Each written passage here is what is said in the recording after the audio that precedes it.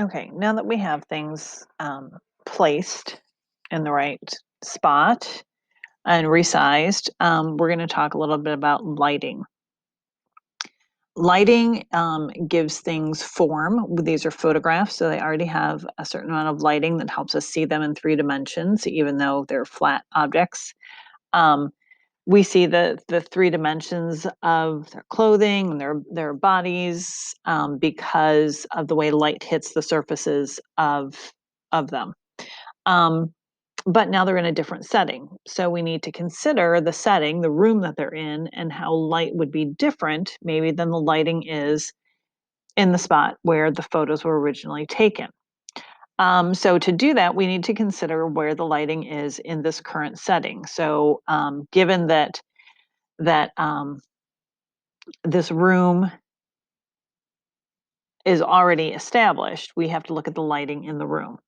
So right away, you could say, oh, I see a light source back here, this window, and some light coming down from the ceiling in this back room. And yeah, that's true. There is some light coming from there. But this light back in this further back room is not really affecting these two figures. So we need to look for other clues kind of in this forward room to help us figure out where the lighting is. So this room has a very shiny floor, and we can see the reflection of what's probably a skylight above these two, which is why there's some light coming down here. We can also see a reflection in this refrigerator off to the left of a window. So there's a window in this kitchen that we don't see, but the window light is still coming in and affecting Eder, or would be.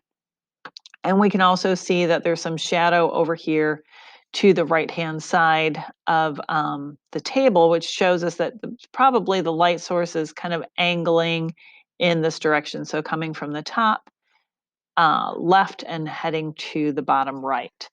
So because these pictures were taken in different location, we need to make some adjustments to them to make them seem like they fit the setting better.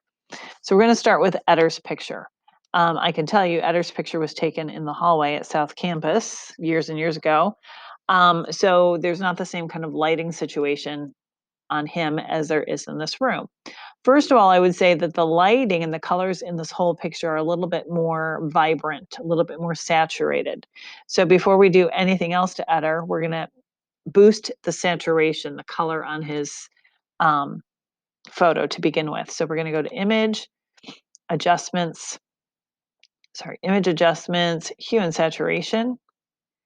Let's scoot this box off to the side so we can see what we're doing. So we got a lot of warm colors in here. If we boost up his saturation just a little bit, you see that his skin tone is a little pinker. It's not quite as grayed out because he was kind of in the shadows, and we've got a little bit more vibrant blue. So just boosting his saturation just a little bit. You can see what it was like before. A little grayer, a little brighter. It's a very slight difference, sorry. Very slight difference here, I think. Oops, never mind. My keys are doing different things. Let me do Eder's color again. Hue and saturation. Boost up his saturation just a little bit. Okay. All right. So before, oh, it keeps doing this. Sorry. Never mind. Hue and saturation. I adjusted his hue. Okay. So we also have lighting coming from here. So Eder's an already established photograph. So the only way we can adjust kind of the lighting on him is to use some tools we've used before, which are the dodge and the burn tool. So the dodge tool will lighten areas up. And the dodge tool is in your toolbox here.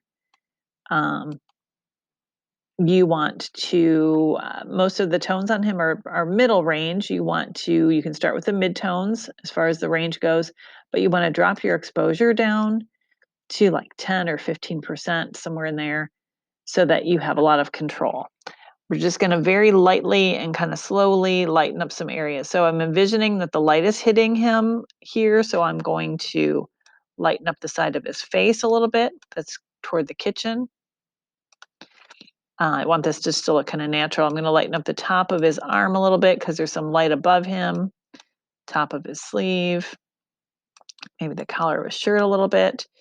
Pull out some of these highlights on this part of his shirt that's kind of angled out.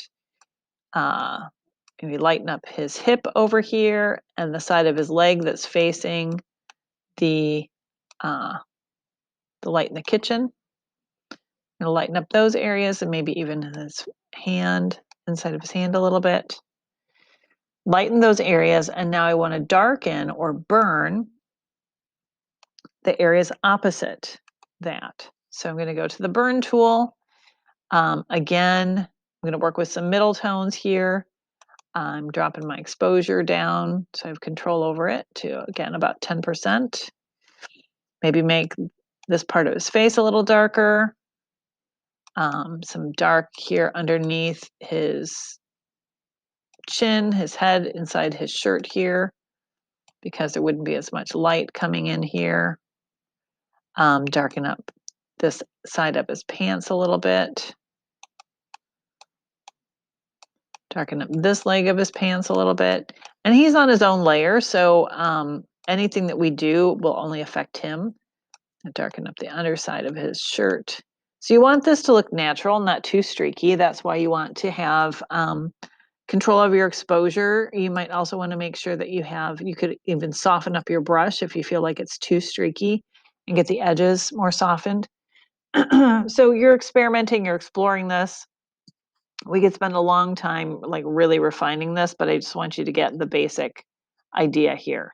So the light is coming from this direction. He's lighter than he was. I'll try to show you the before and after. So here's kind of before and after, a little bit more shading, okay? A little heavy-handed in the face, but you get the idea. So that's changing the lighting on the actual object themselves. Now we need to think about the shadow. So a shadow for Eder